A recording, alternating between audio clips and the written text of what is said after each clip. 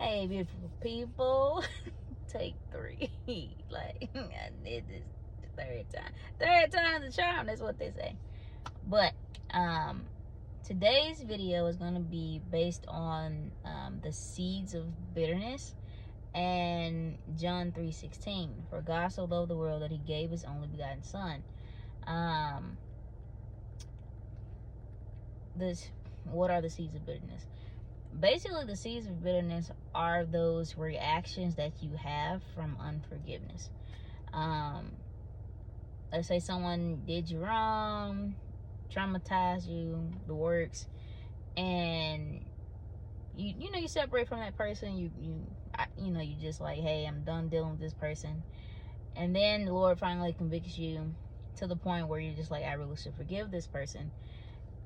And then you still have like these reactions when they're brought up in a conversation, or mindsets, or certain like feelings, even though you're just like, you're dealing with this person, but it's just like there's really not that full forgiveness there. And that's not how you should go about it, but it happens. When you do forgive, you really should just let it go all the way. Not saying to fall victim to like traps or certain similar patterns that led you to that moment, which is giving that unforgiveness type, like not forgiving that person. But yeah, don't be a fool for anybody. Like, that's not what the Lord wants. But you forgive that person in full totality, and don't have any extraness behind it. Because we have to remember, there's nothing that someone can do to you that's worth you not forgiving them. And don't get me wrong, I'm pretty sure people have like a lot of traumas, things that they've endured. They're just like things I just couldn't even fathom properly. But then you have to go back to the crucifixion of Jesus. He's our creator who came down and took flesh on, even though he didn't have to. Like, he really could have called down like legions of angels to stop all the torment and torture that he went through, to carry our sins to that cross. But he didn't. He took it all out of the love that he had for all of us, and he didn't do any wrong. So it's just basically like someone getting like mistreated and didn't act out, didn't like, he was blameless basically, and he just got like, he got spit on, abused, like humiliated, all the works.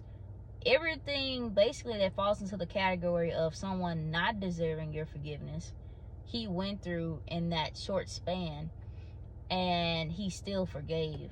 He even asked the Father to forgive them because they know not what they do. So who are we not to forgive? And who are we to feel like we're better than somebody?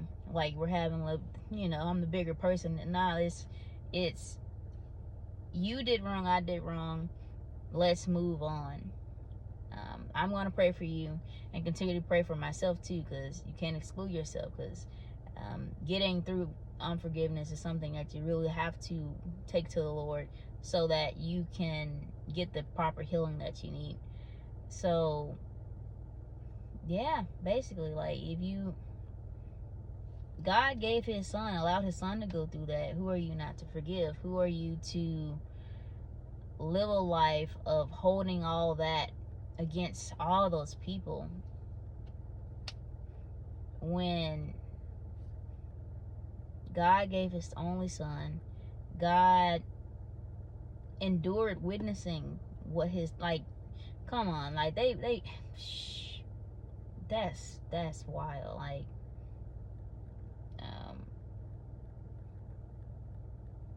yeah, just let it go. Like, don't forgive them, bro. Like, just forgive them, move on in life, and see your fruits thereafter from just doing that. Because you not forgiving them doesn't really affect them. Not saying like it couldn't have some feeling, but it really affects you more than anything. So do yourself justice. Like, let it go, give it to God. And though they may not deserve it, we don't deserve what Jesus did for us. So if he can forgive us, you can forgive them.